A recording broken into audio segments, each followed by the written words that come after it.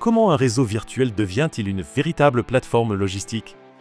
Nous avons donné la parole à ceux qui orchestrent cette transformation sur le terrain, plongés au cœur d'une filière qui doit se réinventer. On recycle déjà beaucoup l'acier. Alors, pourquoi cela ne suffit-il plus aujourd'hui? Aujourd'hui, on a besoin d'aller plus loin. Recycler l'acier veut dire le faire fondre, consommer d'énergie. Et l'étape supérieure sur laquelle on essaye d'aller, c'est d'éviter cette phase qui est très énergivore pour pouvoir faire revivre une seconde fois l'acier qui a déjà vécu. Concrètement, que représente ce gisement annuel de 650 000 tonnes d'acier destiné à la refonte?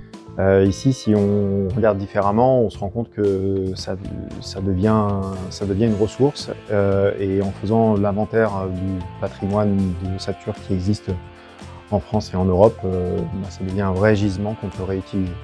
Pourquoi affirmez-vous que le métal est par nature le matériau idéal pour le réemploi? Dans nos entreprises, la construction, le process de production autour des ossatures métalliques est quand même très industrialisé, donc du coup on a une facilité à retrouver les éléments pour pouvoir après savoir ce qu'on a mis en œuvre et le réutiliser en amenant les mêmes garanties. Quel est l'impact réel du secteur du bâtiment sur les émissions nationales de CO2? Le secteur du bâtiment est responsable de près de 25% des émissions de CO2. Donc ça nous donne une responsabilité importante pour améliorer les émissions dans notre secteur. Et notamment sur la structure métallique qui est déjà fortement industrialisée.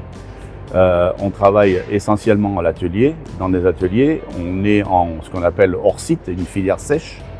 Donc pour décarboner ce matériau, la première solution, c'est d'utiliser du métal et de l'acier décarboné. Le deuxième élément, c'est le réemploi. Et c'est sur ce sujet-là qu'on essaie de travailler le plus actuellement. En tant que constructeur métallique, pourquoi vouloir changer radicalement la façon dont on gère l'acier de déconstruction? Une prise de conscience. Une prise de conscience que ce matériau a des propriétés particulières qui fait qu'il ne s'use pas. Et qu'un bâtiment qui a été construit en structure métallique il y a 50 ans, on peut très bien réutiliser une partie des ouvrages pour les requalifier et les remettre en circuit pour reconstruire du bâtiment. Pour répondre à ce défi, vous utilisez l'écosystème Métal Réemploi du CTI-CM. Qu'est-ce que cela change pour vous? On a une méthode claire de la façon la mieux organisée pour réutiliser ce matériau acier en partant d'ouvrages déjà construits sur d'autres bâtiments. Notamment, on s'appuie sur un réseau de partenaires relais, des constructeurs métalliques, des experts de l'analyse des ressources, qui sont des AMO réemploi, des diagnostiqueurs, des constructeurs, des charpentiers métalliques qui vont monter un peu plus haut dans la chaîne de valeur, un outil de diagnostic et puis une plateforme numérique, Métal Réemploi, qui permet de référencer tous ces ouvrages sur une plateforme numérique à destination de tout un chacun qui a besoin d'utiliser des aciers de réemploi. Comment cet écosystème lève-t-il les freins historiques tels que la peur sur la qualité ou l'assurance? Justement par ce référentiel qui a été accepté et qui est validé par l'AQC et la C2P. Et si on respecte ce référentiel, nos assureurs, sans faire d'extension particulière dans nos assurances décennales, le couvrent ces nouveaux ouvrages. Les points d'ancrage physiques sont nécessaires à l'écosystème. Quel est donc le rôle de cette plateforme Réemploi Lyon?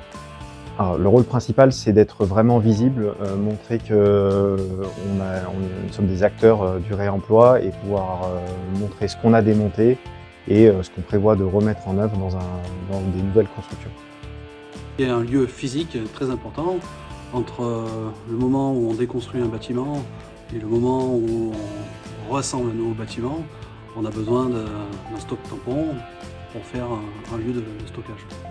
Comment ce lieu tampon permet de synchroniser les chantiers de déconstruction et de construction?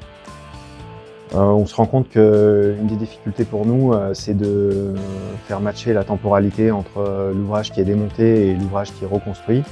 Et donc cette plateforme nous permet d'avoir un lieu sûr sur lequel la structure peut transiter. Quels services concrets trouvez-vous ici? Alors le gros gain, c'est la visibilité sur les stocks, un petit peu comme si on achetait des aciers chez nos fournisseurs. Et derrière, on a toute la traçabilité des aciers. Pouvez-vous nous présenter rapidement le site et la mission d'Intermed dans ce projet? Intermed, c'est une coopérative des transitions. On travaille sur 2 volets. Le premier, c'est la transformation des lieux transitoires ou pérennes. Et notamment, on développe des tiers-lieux économiques pour favoriser le développement d'activités. Le deuxième volet, c'est l'accompagnement des territoires et des modes de vie. Ici, à Saint-Priest, on est dans une ancienne usine de joints de culasse. On occupe principalement un bâtiment de 4000 m² sur une parcelle de 5 hectares. Et on y accueille une trentaine de structures dans l'économie sociale et solidaire. Pourquoi était-il naturel d'accueillir une plateforme de réemploi de l'acier au sein de cette communauté de 37 structures? On est ravis d'accueillir cette plateforme qui est lancée par la construction métallique. Et pour nous, sur ce site, on a l'habitude de collaborer, coopérer, échanger ensemble.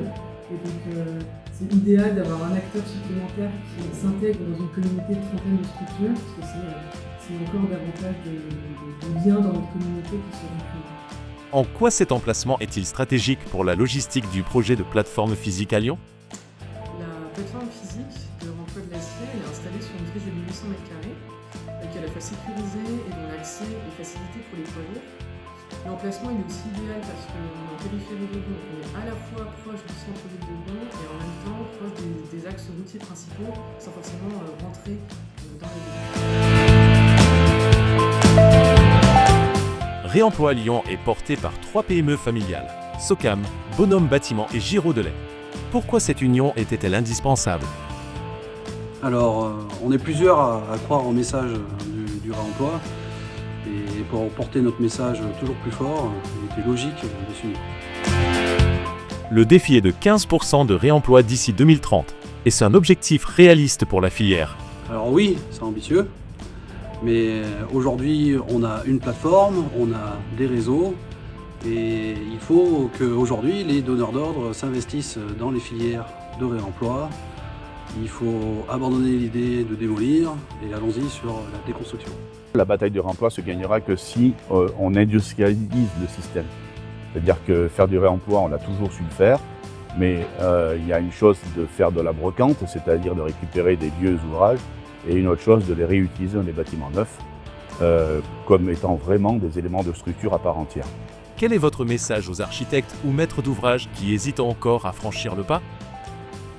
Les bâtiments doivent répondre aux exigences de la RE 2020. Pour ce faire, aujourd'hui, on a une filière métallique qui est structurée, sur laquelle on peut trouver des aciers de réemploi qui sont zéro carbone. Donc c'est un formidable levier pour répondre aux exigences de la RE 2020. Et pour ça, arrêtons de démolir et plutôt faisons de la déconstruction. Allons-y. La plateforme Réemploi Lyon n'est qu'une première étape. L'écosystème métal réemploi prouve qu'unir ses forces est la clé de l'industrie de demain. Une vision récompensée par l'Award de l'innovation.